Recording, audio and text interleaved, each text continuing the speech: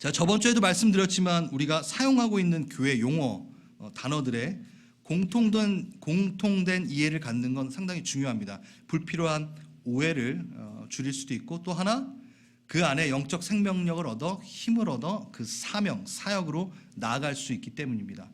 그럼 전파라고 했을 때 우리가 느껴지는, 우리가 이해되고 있는 공통된 이해가 있는지 그거를 좀 세워보고 싶다라는 생각이 듭니다. 사도행전 2장 47절 오늘 구절이에요. 제가 읽겠습니다. 하나님을 찬미하며 오 백성에게 칭송을 받으니 주께서 구원받는 사람을 날마다 더하게 하시느니라. 전파가 되어지는 거예요. 뭐가? 하나님의 영광이 막 이렇게 전파되어지는 거죠. 마태복음 4장 17절 예수께서 비로소 전파하여 이르시되 회개하라 천국이 가까이 왔느니라 하시더라. 광야 40일을 그 유혹을 이겨내시고 주님께서 비로소 전파하시는 대목이 바로 마태복음 4장에도 있습니다. 전파는 우리가 먼저 시작한 게 아니라 누가 먼저 시작한 거죠? 예수님이 먼저 시작했고 제자들이, 사도들이 그것을 따랐고 우리는 또 사도행전적 교회, 그래서 초대교회가 했던 걸 또 우리가 비전으로 삼아 전파를 하는 겁니다. 그래서 전파는 비전이 됩니다. 비전입니다. 우리의 비전입니다. 우리 그 사도행전적인 교회에 대한 부분들을 이 5가지를 쭉 이제 얘기하고 또 앞에서 얘기했지만 다 그게 예수님이 먼저 하신 거예요. 예수님이 가르쳤고 예수님이 하나님과의 관계를 위해 예배하신 것이고 기도하고, 그렇지 않나요? 예? 하나님을 자랑하고, 그렇죠? 그리고 또 뭐 있었죠? 교제. 예수님은 교제하셨습니다. 식탁에 초대, 식탁으로 모여가지고 돌보고 잘 지내니 얘기를 하고, 그게 있었던 거예요. 그래서 다 우리는 예수님 작은 예수가 되기 위해 우리는 이것을 하는 겁니다. 교회를 튼튼하게 하려고 하는 게 아니라 예수를 닮기 위해, 작은 예수 되기 위해 우리가 이것을 하는 것입니다. 전파, 한번 단어를 좀 보겠습니다. 퀘리소, 이거는요 큰 소리로 알리다, 선포하다, 선언하다. 그러니까 상대방의 반응이나 상대방의 상태에 연연하지 않고 그냥 외치는 거예요. 전달하는 거예요. 이 단어는 로마 황제의 명을 전달하는 로마 군인들, 그러니까 전령들이 했던 그 단어에서 또 찾아볼 수 있는 거예요. 퀘리소, 선포하다. 근데 우리가 이제 교회 용어로 이렇게 좀 가져올 때는 전파는 보통 우리는 전도와 선교라는 용어로 구분하여 표현하기도 합니다. 전도, 유앙겔리온, 선교, 미션, 미토, 보낸다, 사명을 주고 보낸다. 이게 바로 선교의 단어고, 전도는 좋은 것을 전하는 것. 이게 다 전하는 것이거든요. 또 하나, 이게 더 이해가 쉬워요, 우리한텐. 전도할 때 한자어가 전이 뭐냐면 전할전, 그리고 길도자예요. 잘 표현됐죠? 그리고 선교는 또 뭔가요? 베풀선, 가르칠 교. 다 뭐죠? 복음을 전하는 행위를 얘기하고 있고, 이런 의미에서 두 개를 굳이 구분할 수 없다라는 것. 그러니까 선교와 전도는 솔직히 동의어입니다. 쭉 들어보세요. 하지만 전도와 선교를 굳이 구분을 하자면 전도는 구원이 필요한 자에게 복음을 전하는 행위에 국한되고, 선교는 전도에 더하여 섬김과 나눔, 봉사와 같은 사회 참여가 포함된 것을 정의한다. 즉 선교는 전도보다 좀 더 포괄적인 개념으로 보는 것이다. 이거는 교회 용어예요. 그러니까 성경에서는 이걸 구분하진 않아요. 근데 교회 용어로서 우리가 우리 안에 공통된 이해, 전 세계 교회가 공통된 이해를 갖는 건 이렇게 이해한다는 거죠. 근데 요거가 우리에게 솔직히 그렇게 가깝게 이랬어, 처음 들으실 분들 있을 거예요. 아, 그래. 전도는 복음을 전하는 그냥 행위고, 선교는 그 전도에 더하여서 섬김, 나눔, 봉사 같은 사회 참여까지 하는 게 선교구나. 처음 들으셨을 거예요. 들으신 분들 있을 거예요. 왜냐 하면 우리는 통상적으로 전도와 선교를 어떻게 구분하냐면 전도는 국내에서 복음을 전하고 선교는 해외에서 복음을 전한다. 성경에 없어요. 솔직히. 그러니까 성경에서는 그것을 구분하지도 않고 솔직히 교회 용어에서도 구분하진 않아요. 그런데 교회사, 선교의 역사 가운데 편의상 우리가 뭔가를 이제 행정적인 것들을 처리하고 이럴 때 익숙해진 거죠. 그래서 전도는 뭐라고요? 국내에서 복음 전하는 거, 선교는 해외 가서 복음 전하는 거. 제가 이게 나쁘다고 말하는 게 아니라 제가 뭐라 그랬죠? 오늘 전파가 뭔지, 우리의 공통된 이해가 뭔지를 좀 점검하고 바로 세우고 싶다라는 말을 드렸어요. 그래서 우리는 선교를 타 문화권에 가서 다른 종족 대상으로 복음을 전하는, 다른 종족, 타 문화권에게 복음을 전하는 데 국한해서 사용하고, 국내에서 복음을 전하는 자들에게는 선교사라는 용어는 사용하지 않고 있죠. 맞아요. 이게. 그런데 성경에선 그 근거를 찾아볼 수는 없습니다. 자, 요게 이제 조금 우리 안에 뭐랄까요, 이제 이해가 같이 이제 이해되셨죠, 요게? 자, 그럼 제가 출발하겠습니다. 그럼 방금 이런 구분은 상황에 따라서 적용하기에 무리가 있다는 것을 우리는 알 수 있어요. 왜일까요? 특히 우리에게 캐나다 토론토 200여 종족이 자리하고 있는 우리는 타 문화권에 복음을 전할 수 있는 기회가 있나요? 그렇죠. 맞지 않나요? 그렇죠? 타 문화권, 다른 종족에게 복음을 전할 수 있는 기회가 비행기를 타지 않아도 있나요? 네. 그럼 여러분 선교하시는 건가요? 전도하시는 건가요? 모르겠죠 지금. 그러니까 제가 이걸 여러분의 혼란을 주고 싶은 거예요. 막. 여러분 전도예요? 선교예요? 그러니까 우리의 입장에서는 캐나다 갈보리 채플은 캐나다 갈보리 채플 맞죠? 갈보리 채플 토론토는 이게 특히나 무의미하다라는 거예요. 전도와 선교를 구분하는 것 자체가. 그래서 우리는 전도도 할 수 있고 선교도 할 수 있는 거예요. 어디에서? 우리의 자리에서.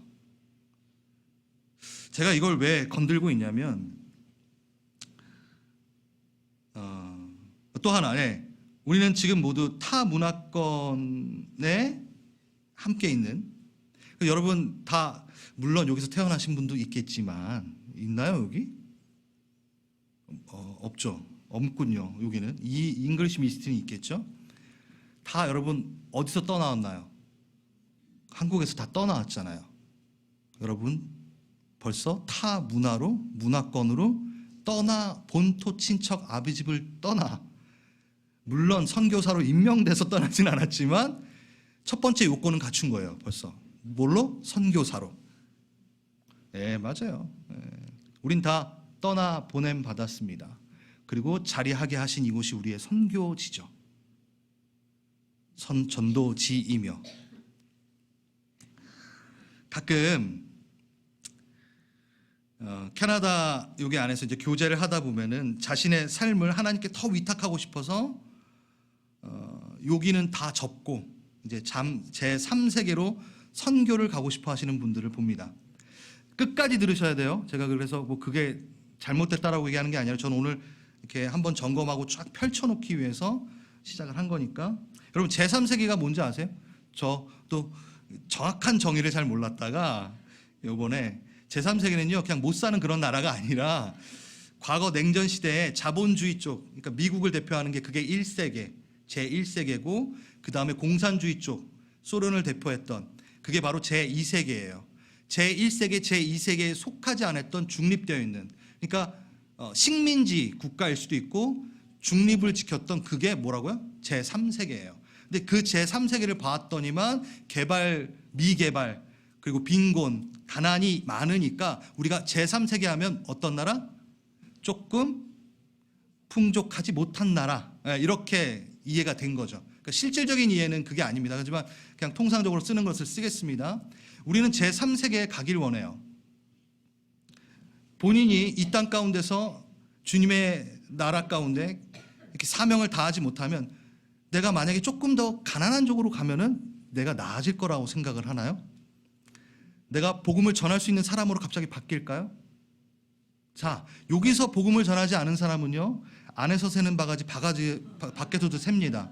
아무리 뜻을 갖고 외국을 나가도 복음을 안 전할 거예요. 왜? 여러분은 지금 벌써 한국에서 떠나와서 캐나다 왔는데도 복음을 잘 전하지 않으신다면 여러분이 다시 짐을 싸고 또 다른 제3국으로 가더라도 복음을 잘 전하시지 않을 거라는 거죠. 제가 지금 조금 건드리는 거예요. 예. 여러분 한 번 다 떠나오셨잖아요. 그렇죠? 그럼 여기가 조금 사역하기에는 좀 좋지 않은 것 같아? 떠나요. 갔더니만 또 복음이 잘 전해지지 않고 또 그냥 내 하나 사는데 급급해? 그럼 또 떠나요. 그럼 여러분 순회 선교단 되는 거예요. 계속 돌아다니시면 돼요. 자, 우리는 선교사라고 했을 때 떠나는 거에 대한 많은 집중이 있는데 실질적으로는요, 뭐에 집중해야 되냐면 떠나고 그 자리에 심겨져서 제자화를 이루는 게 선교입니다. 사회 참여, 아까 말했잖아요. 복음을 전하는 행위뿐만 아니라 그 안에 교회를 세우는 게 선교의 진정한 의미인 거죠.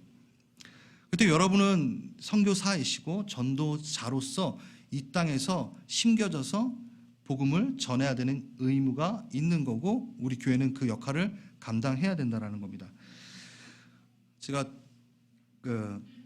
선교단체에서 거의 10년 동안 지내면서 많은 제자 훈련을 하면서 이렇게 선교 출발할 때 항상 이런 얘기를 해요. 여러분 지금 아프리카 가면 다 사랑할 수 있을 것 같죠? 왜 그런 착각에 드는 줄 아십니까? 아프리카인들 중에 여러분에게 상처를 입힌 사람이 없기 때문이에요. 내가 거기 제3국에 가가지고 뭔가 잘할 수 있을 것 같다는 착각은 아직 그 제3국에 가서 만난 그들이 나에게 상처를 한 번도 안 줬기 때문에 잘할 수 있을 것 같은 스스로의 착각을 갖고 있는 거죠. 가서 사는 거거든요. 그냥 사는 거예요. 선교사는 가서 거기서 사는 거예요. 그러니까 똑같아요. 내가 여기서 복음으로 살지 않으면 가서도 복음으로 살지 않을 거라는 거. 그거를 제가 이렇게 직시해 줍니다. 그러니까 사랑 먼저 해라. 여기서 내 바로 옆에 있는 사람 사랑 못하면 가서도 사랑 못한다. 그래서 그 하나됨을 얘기하고 그렇게 교육을 많이 했던 것 같습니다. 선교는요, 사랑이 없으면 안 됩니다. 돌봄이 없으면 안 됩니다. 그래요. 이것도 있네요. 네. 여러분 어떠신가요? 솔직히 전도보다는 선교가 좀 더 헌신돼 보이고 비중이 있는 사명으로 느껴지지 않나요? 느낌적인 느낌이라고 막 우리가 얘기하는데 어때요, 여러분? 전도자는 선교사가 좀 더 헌신되고 좀 폼이 나는. 네. 제가 이걸 다 무너뜨리고 싶습니다. 왜? 우리가 있는 곳은 그것을 구분할 수 없기 때문이에요. 그렇다고 제가 지금 선교사로 이제 나가 계신 많은 분들을 제가 폄하하는 게 절대 아닙니다. 저는 우리 교회 비전에 대해서 지금 얘기하고 있기 때문에 여러분의 그 갇혀 있는 생각들을 좀 이렇게 파괴시키고 싶어요. 전도자, 선교사, 경중을 따지며 무엇이 더 위에 있고 낮게 있는 게 절대 아니라는 거예요. 절대 아닙니다. 전도자, 선교사 다 주님의 복음을 전하는 자들이죠. 그럼 여러분은 저는 이 땅에서 전도자가 되시고 선교사가 되시길 바랍니다. 아멘. 네. 우린 또 하나 그런 게 있어요.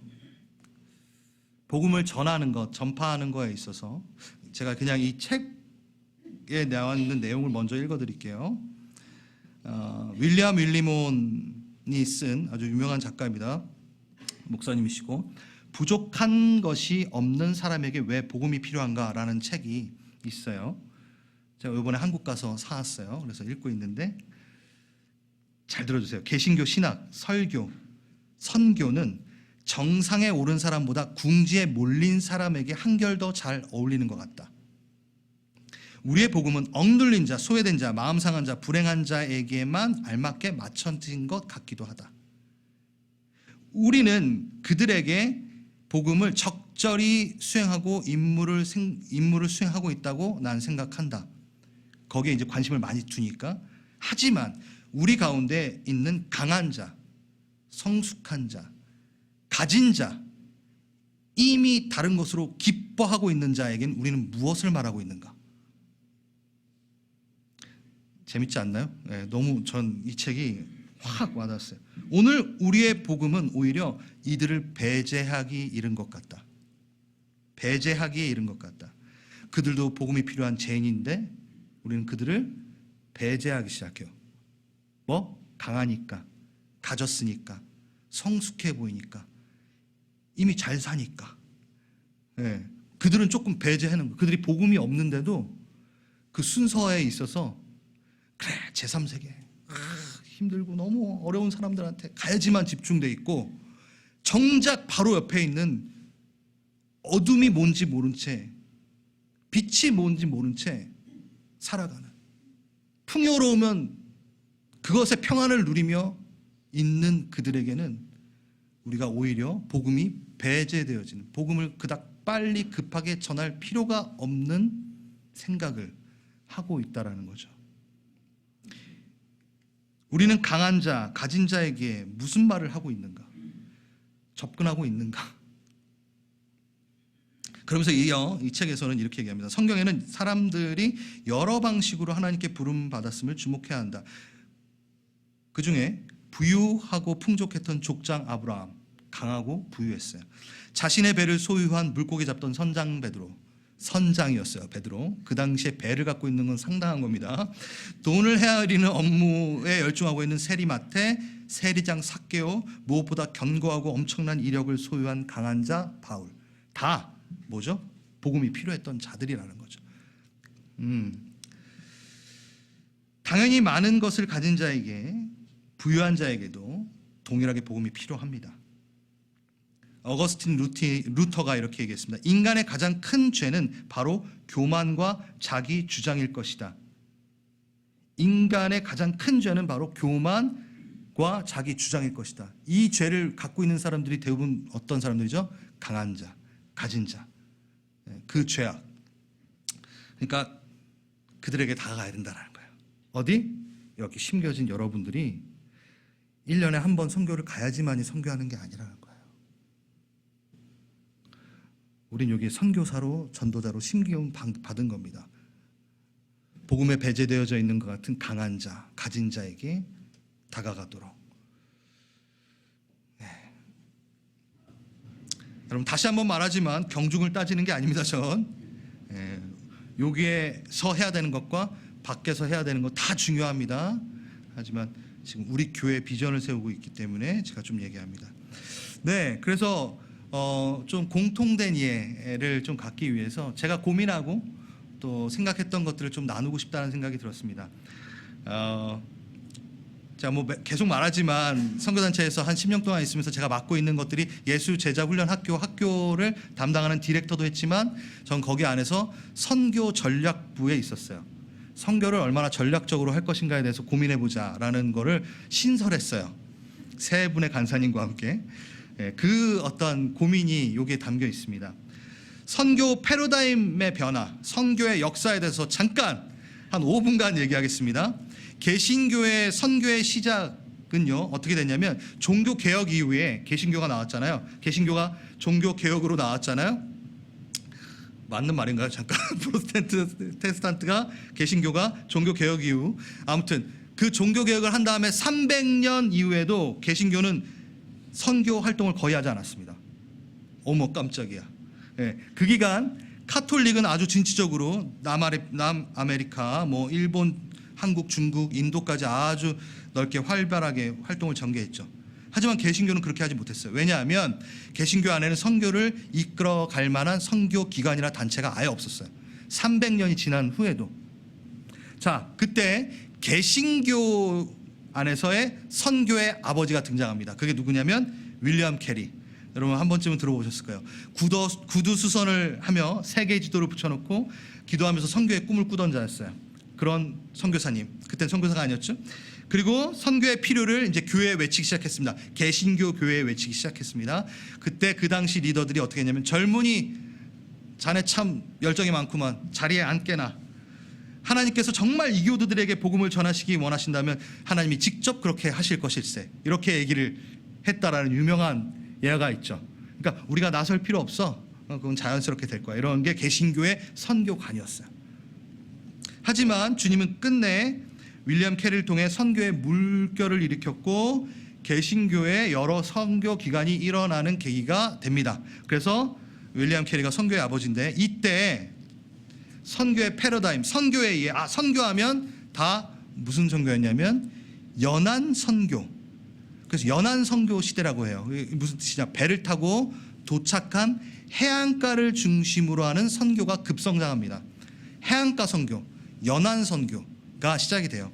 그리고 그 다음 제너레이션이 여러분 들어봤을 허드슨 테일러가 나옵니다. 그래서 중국에서 선교를 한, 그래서 이 사람을 또 뭐라고 우리가 얘기하냐면 내지 선교의 아버지.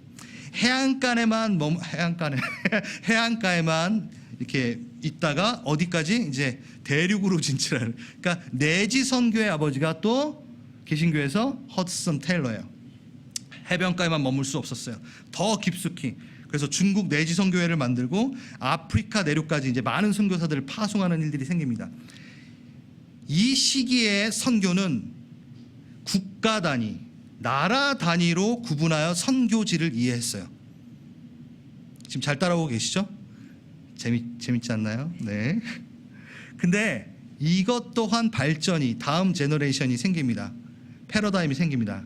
뭐냐면 랄프 윈터에 의해서 1974년 스위스 로잔 세계 선교대회 때 국가 단위의 선교에서 종족 단위의 선교를 이해하고 전향되기 시작합니다. 지금은 우리가 너무 쉽게 이해하죠. 미 전도 뭐라고 하나요? 나라라고 하나요? 안 해요. 미 전도 종족이라고 얘기해요. 그러니까 종족으로 우리가 복음을 전파해야 된다는 게 1974년도에 개신교에서 처음으로 이해하기 시작하고 이렇게 우리 가야 된다라고 방향을 제시했던 거예요. 성경적인 근거는 이겁니다. 그러므로 너희는 가서 모든 족속으로 제자를 삼아 이 천국 복음이 모든 민족에게 증거되기 위하여 온 세상에 전파되리니 그제야 끝이 오니라. 그러니까 모든 나라가 아니라 모든 족속이 그 복음을 얻을 때에 끝이 온다라는 거예요. 그래서 그 마지막 때 하나님의 다시 오심의 세컨 커밍에 대한 너무나 간절한 그 마음이 있는 선교자들은 어디에 집중하게 되죠? 이제 종족별 선교에 이제 집중하게 되는 거예요. 이게 뭐냐? 미전도 종족 개념이 처음 생겨난 겁니다. 저희 한국에는 80년대 이제 74년도에 그게 발표되고 80년대 엄청난 선교의 새바람이 이제 선교 기간이 다 이렇게 나라별로 복음화됐어 이렇게 표시를 했는데 어떻게 종족별로 표시하기 시작한 거예요. 그러니까 중국이 복음화 됐나요? 됐어요. 왜 됐냐면 나라별로 본다면 거기에 2%가 넘는 복음을 가진 자가 있고 자생적으로 복음을 전할 수 있는 교회가 있으면 거기는 미전도 종족은 미전도된 건 아니야. 알아서 잘 할 거야. 그래서 다른 나라로 관심을 가져야 돼. 이게 바로 개념이거든요. 근데 종족별로 하니까 어떨 것 같아요? 중국에 엄청난 종족이 있잖아요. 인도는 몇 개 제가 적어왔는데 인도는 2,000 몇 개라 그랬는데 아무튼 그런 종족이 이렇게 있는 거예요. 네, 제가 지웠나 봅니다. 그래서 한국은 90년대에 들어와서 종족별 선교, 제가 이때 헌신했거든요. 제 성경책 뒤에 보면은 95년도 딱 거기에 보면은 미전도 종족 그걸 헌신하는 그래서 기도하고 막 선교소로 나가겠다고 막 적어놓은 거 그대로 이루어졌습니다. 아무튼 그런 선교 운동이 확산이 됐어요. 이것은 어떤 이해와 함께 가냐면 미완성 가업에 대한 도전. 그러니까 복음을 듣지 못한 곳에 가는 전략적 선교의 이해와 함께 간다라는 거예요. 자, 나라별로 한다면은 이미 복음이 전해진 곳에 그냥 계속 간다라는 개념이 생기는 건데 종족은 종족별로 하다 보니까 이 종족은 이미 들어가서 선교사가 그러면 우리가 미완성 가업을 이루기 위해서는 또 거기 가는 것보단 어디? 안 간 데를 가야지. 이 개념이 생겼다라는 거예요. 이미 바울은 그 복음 전파관을 갖고 있었는데 개신교는 그때서야 이제 생긴 거죠. 바울 로마서 15장 20절. 나는 그리스도의 이름이 알려진 곳 말고 알려지지 않은 곳에서 복음을 전하는 것을 명예로 삼았습니다. 나는 남이 닦아놓은 터 위에다가 집을 짓지 않으려 하였습니다. 그러니까 전도자의 어떤 사명이죠. 그리고 또 제자화하는 건 또 다른 겁니다. 예, 그래서 그렇죠. 바울이 복음만 팍팍팍 전하고 다닌 게 아니라 머물렀잖아요. 에베소에서 3년 동안 제자화 시켰잖아요. 그러니까 그러한 부분은 좀 뒤에 얘기하겠지만 바울의 그 선교관, 전도관은 누가 세워놓은 터 위에 내가 가서 또 하면서 미완성 가업의 완성에 더디게 움직이지 않을 거야. 난 선택과 집중을 할 거야. 이렇게 이제 얘기한 거죠. 자, 이제 쭉 좀 얘기를 했습니다. 우리를 좀 돌아보길 원합니다. 그 전에 여러분, 선교지에도 관심과 노출에 부익부 빈익빈이 있다는 걸 여러분 아십니까? 제가 말한 이 개념이 이제 이해됐다면 선교, 물론 교회도 여러분 큰 교회가 있고 작은 교회가 있죠. 그렇죠? 물론 대형 교회의 어떠한 역할이 난 또 있다고 생각은 해요. 모든 대형 교회는 말고요. 마음에 안 드는 대형 교회도 있고, 아무튼 그런데 부익부 빈익빈이 있다는 거니까 노출됨, 관심, 정치, 문화, 종교적 접근성, 그리고 환경적, 거리적 접근성이 좋은 선교지는 선교사도 많고 선교팀도, 단기 선교팀도 많이 갑니다. 자주 왕래한다는 거예요. 하지만 문화, 정치, 종교적인 대립과 장벽으로 인해 접근이 힘들고 불가능한 나라는 선교사가 잘 안 가고 선교팀은 더더욱 안 갑니다. 대부분 스탄 나라, 중동 지역, 이 무슬림권. 또 하나, 복음을 전할 수 있으나 환경적, 거리적 장벽 때문에 접근을 더디하는 곳도 있습니다. 어딜까요? 고산지대에 있는 페루 쿠스코라든가, 거기는 선교사님들이 다 갔다가 다 나가 떨어져서 돌아와요. 고산병 때문에 나 여기서 못하겠어요. 이렇게 많이. 그런 곳, 아마존 그런 곳, 그리고 정책적으로 못 들어가는 데 있어요. 제가 탄자니아 선교를 갔을 때 거기 가라투라는 지역은 그 탄자니아에서 보호구역이에요. 이 마사이족을 지켜야 되기 때문에 많은 사람들이 들어가면 안 된다. 그래서 비자를 또 받고 들어가야 되는데 그게 한 달에 딱 한 번만 들어갈 수 있어요. 열려요. 그러니까 그런 곳은 어떠냐면 정책적으로 들어가기가 힘든 종족들인 거예요. 아마존도 여전히 못 들어가게 막고 있는, 그 문화를 지켜야 되고 그들을 보호해야 되기 때문에라는 이유로, 그게 뭐 나쁘다라는 건 아닌데 못 들어가요. 그러니까 그렇게 막힌다는 그런 장벽. 근데 그런 장벽이 있으면 우리가 그것을 이제 피하게 되죠. 예를 들어서 제가 예를 그냥 들게요. 만약에 페루 쿠스코 우리 유동윤 선교사님 있는 그 고산 지역에 있는 선교지는 한국에서 파송을 분명히 받았는데 한국에서 파송받은 교회에서 한 번도 선교팀이 온 적이 없대요. 왜일까요? 그게 나쁜 게 아니라 왜일까요? 너무 멀어서 일주일을 투자해가지고 갈 수가 없는 거예요, 보통. 네, 그런 것들.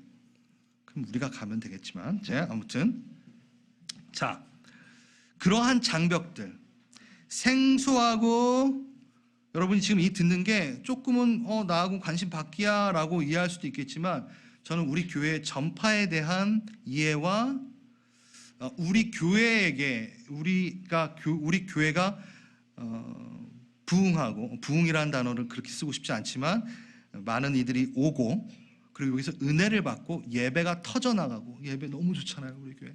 이 예배가 일어나는 이유는 전략적으로 뭔가를 하라고 하나님이 주시는 것들인 거예요.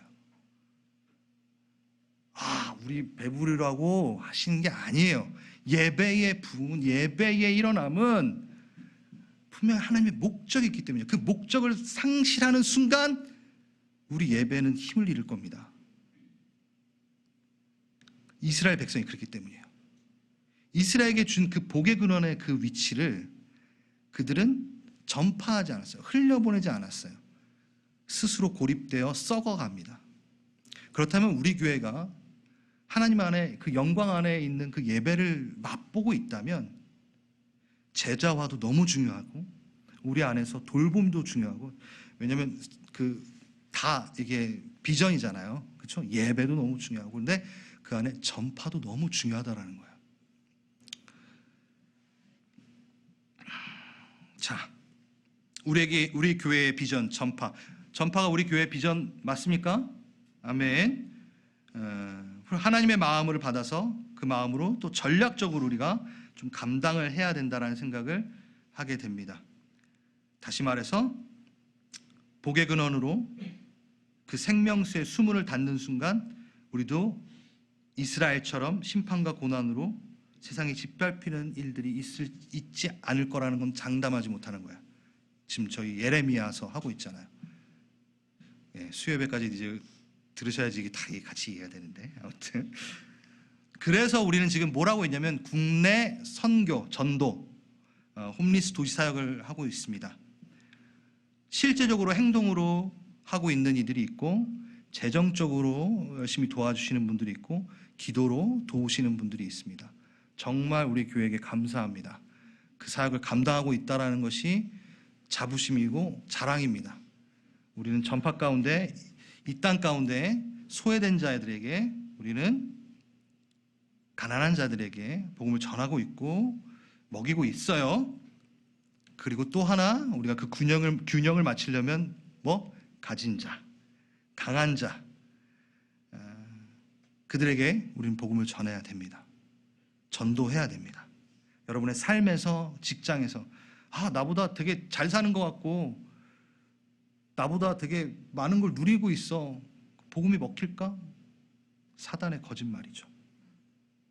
그 부분에선 제가 다음에 시간을 내서 좀 또 얘기할 수 있는 시간이 있었으면 좋겠어요.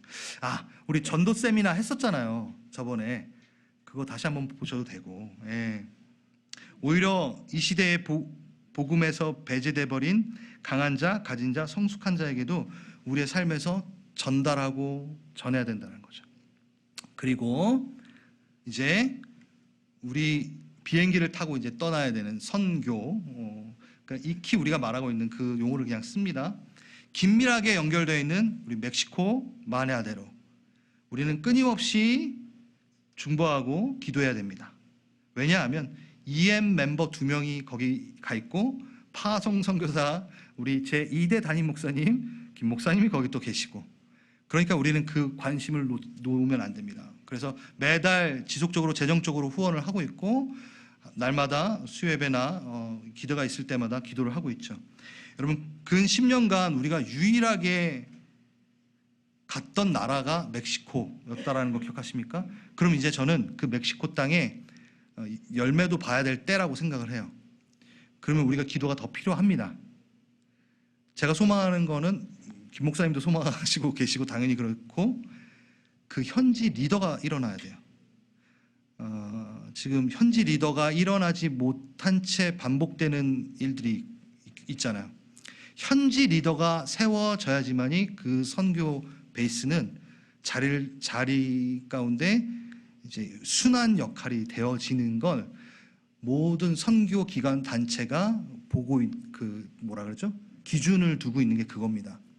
계속 외국인이 가가지고 하는 것이 아니라 1세대에서 2세대로 넘어가는, 근데 그 현지에서 그 사역이 일어나는, 현지 리더가 일어나는 것, 그건 우리가 한번 봤으면 좋겠어요.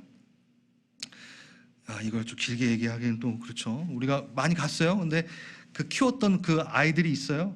근데 어느 순간 또 사라져 버립니다. 그 경험 있잖아요. 그걸 우리가 한번 같이 기도하면서 나가야 될 것 같아요. 그리고 우리는 또 다른데 하나님의 필요가 있는 것을 발견하기 원합니다. 수요예배 때 열방의 하나님을 따라,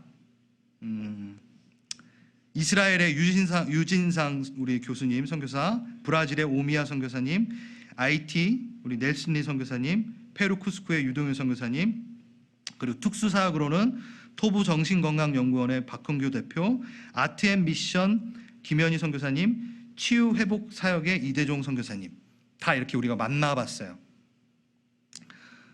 저희 교회가 지금 하고 있는 걸 얘기하는 거고, 우리는 계속 이것을 힘써 할 겁니다.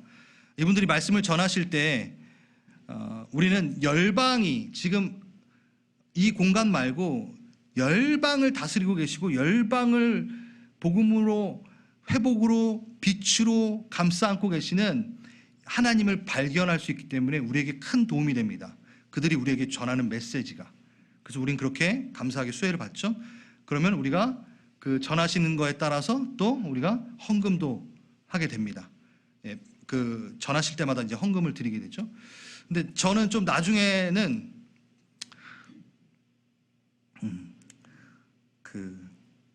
이거는 제가 임직자분들하고 상의한 건 아니고요. 사역 박람회 같은 걸 좀 하고 싶어요. 선교 박람회 이런 거. 그래서 저희와 연결되었던 선교사님들을 다 초청하는 건 안 되고 그 사역에 대한 설명들이 이렇게 쫙 있은 다음에 거기서 이제 함께 한번 이분에게 내가 기도로 헌신하겠다. 뭐 이렇게 하면서 그런 박람회, 그런 페스티벌 이런 걸 해보고 싶은 마음이 저에겐 있어요. 왜냐하면 여러분에게 더 소개해드리고 싶은 특수사역도 있고 선교사님들도 많아요. 근데 저 혼자 그분들과 관계를 맺기엔 버거워요. 제가 6분의 선교사님에게 지금 기도와 재정으로 후원을 하고 있어요. 근데 전 이거를 여러분들도 같이 나눠서 같이 했으면 좋겠다는 생각이 들어요. 나만 복 받으면 안 돼요. 여러분 같이 할 수 있잖아요. 그렇죠? 한국에 여러분 18세 되면은 보육원에서 나와가지고 이제 일해야 되는 친구도 있잖아요. 되게 사회적인 이슈가 많고 그 사역하시는 분도 제가 알아요. 너무 귀한 사역하는데 아이들이 너무 힘들어하는 것들, 그걸 소식을 들을 때마다 가슴이 막 메어집니다. 아, 어떻게 좀 재정적으로 내가 좀 더 뭔가를 보내고 싶기도 하고 가서 근데 몸이 닿는 한국을 갈 수는 없지만 당장 그런 부분들이 너무 많아요. 그러면 저는 이런 것들이 이렇게 나눠 가졌으면 좋겠다는 생각이 들어요. 그리고 미혼모가, 여러분 미혼모가 한국에 3만 명이 있는 거 아세요? 그 청년 미혼모, 그냥 미혼모 말고 청소년 미혼모가 그들의 지금 삶을 여러분 조금이라도 관심을 가지면 가슴이 메어집니다. 예. 그러니까 소외되고 약하고 가난한 자들. 물론 이 토론토에서 그걸 찾으면 너무 좋겠죠. 그런데 제가 아무리 그거를 하려고 해도 약간 토론토는 그 복지적인 부분이 이렇게 조금 지금 잘 연결이 되고 막 이래가지고 찾기가 쉽지는 않아요. 근데 우린 지금 이미 우리 그 팔로우즈 미션과 같이 하고 있기 때문에 홈리스 선교를 하고 있기 때문에 또 그런 부분들을 제가 많이 소개를 해드리고 싶은 마음이 있고 또 미완성 가업으로 진짜 우리가 투자해야 되고 투자라는 거는 기도를 말하는 거고 재정도 마찬가지지만 중동 지역. 그래서 전 SWM의 그 선교회랑 연결이 돼서 계속 기도하고 있고 근데 좀 더 긴밀해지고 싶은 마음이 있어요. 그래서 우리 교회가 또 터키, 시리아 난민 그 지역에 가서 선교도 좀 하고 그 현실도 보고 무슬림 그 지역에 교회가 지금 교회를 세우는 작업을 하고 있거든요. 근데 이 얘기도 되게 재밌어요. 난민들은 여기 오면요 종교의 자유화가 생겨요. 그 나라의 법에 접촉을 안 받으니까. 그러니까 교회를 세우는 거예요. 그래서 희한하게 터키의 난민들이 막 오잖아요. 시리아 난민, 이라크 난민, 이란 난민. 교회가 다 거기서 생겨요. 이란에 이란인 교회가 생기는 게 아니라 터키에 세워요. 왜? 복음의 자유가 있으니까. 그러니까 접촉을 안 받아. 뭐라고 안 해. 그러니까 터키 사람들이, 터키 군인들이라든가 터키 경찰들이 이란 애들이 와가지고 교회 세우는 거 별로 상관 안 해요. 우리 종족 아닌데 이렇게 되니까 세울 수 있는 거예요. 이게 기막힌 하나님의 전략이라니까요. 그래서 이렇게 내가 난민이 좋다라는 얘기는 아니라 어둠을 선으로 바꾸시는, 악을 선으로 바꾸시는 하나님의 기막힌 아이디어. 좀 놀랍니다. 그렇기 때문에 그러한 지금 거기에 리더를 세우고 교회를 세우고 지금 이거 미완성 가업이거든요. 그러니까 미전도 종족에 실질적으로 지금 할 수 있는 거예요. 우리 교회가 그런데 막 전략적으로 좀 이렇게 접근하고 같이 막 하면서 그런 그 선교 보고도 듣고 우리 교회가 막 여러분 아프리카에도 연결되어 있는데 맞습니다. 우리 교회가 한번 우물 한번 좀 파주고 얼마나 좋아요. 예? 우리 이름 그 우물에다 갈보리 촛불 이걸 새기자라는 건 아니지만 그렇게 할 수 있거든요. 얼마나 기뻐요. 여러분 그 아프리카 아이들이 그 깨끗한 물 못 마셔가지고 죽는 애들이 있다고요. 지금 이 시대에도. 하면 되죠. 합시다. 그래서 우리 지금 교회 150명 정도 되는데 충분히 할 수 있는 규모예요. 할 수 있어요. 임직자분들과 상의한 내용은 아닙니다. 터트리고 막 아니, 그런 마음으로, 사랑하는 마음으로 우리가 보자라는 거죠. 네, 마무리를 하려고 합니다. 믿음은 우리를 하늘로 들어 올리고, 사랑은 다시 우리를 땅으로 내려보내어 삶 안에 들어가게 한다. 이런 말이 있어요. 영광의 예배를 드리는 자는 거기에 취해 있지 않고 다시 땅으로 내려와 어떻게 사랑할까를 고민한다라는 거죠. 새 하늘과 새 땅을 맛본 자는 예수를 알아 그 새 하늘과 새 땅을 맛본 기쁨의 흥에 겨워 그 새 하늘과 새 땅을 소개할 수밖에 없다라는 거예요. 믿음은 우리를 하늘로 들어올려 영광을 보게 하지만, 사랑은 다시 한번 우리를 내려보내 그 사랑을 전하게 한다. 우리 교회가 예배가 회복되고 예배가 힘이 있어질 그 이꼴, 정확하게 그만큼이 저는 밖으로 발산되길 바랍니다. 예수님은 우리를 소금이라, 자 보세요. 예수님은 소금이 되어라, 빛이 되어라 그렇게 말씀하신 적이 없습니다. 놀라셨죠? 아닌가요?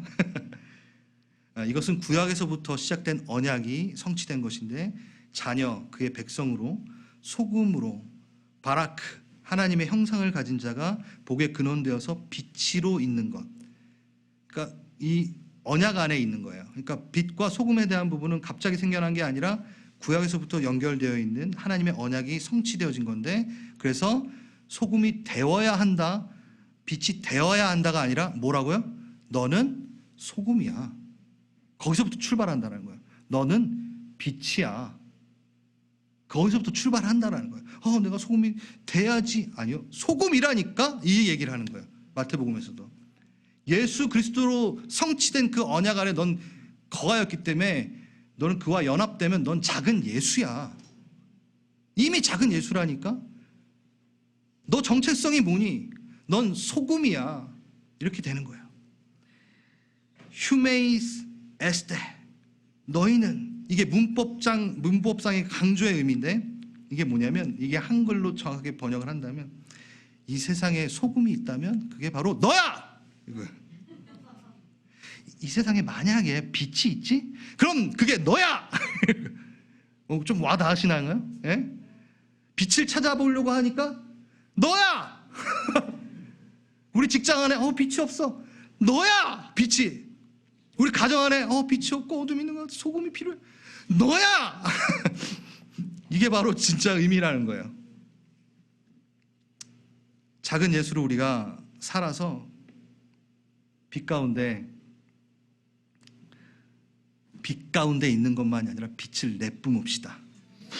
네, 그래서 누가 봐도 빛이 어둠을 이기는구나 라는 것을 증명해내는 우리가 되길 바랍니다.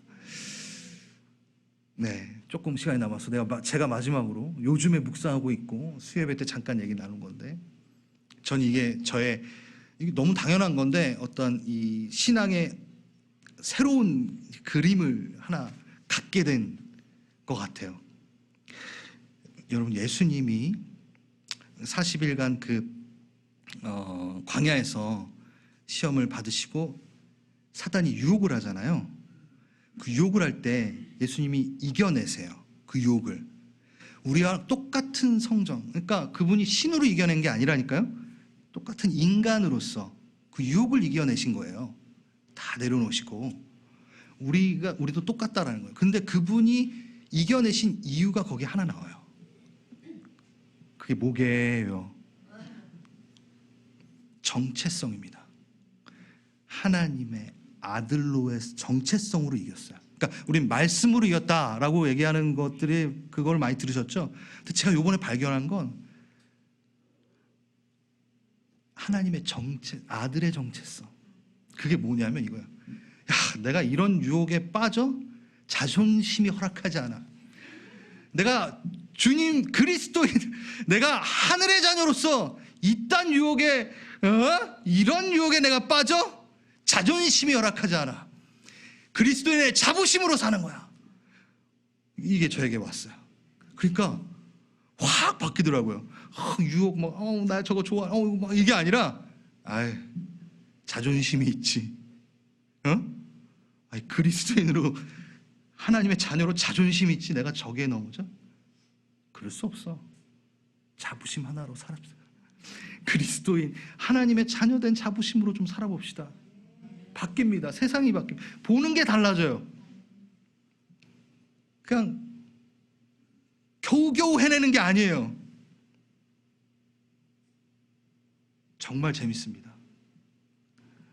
정말 신이 납니다. 주님의 자녀, 그 자부심으로 살아가는 우리가 되길 원합니다. 우리 다 함께 자리에서 일어나겠습니다.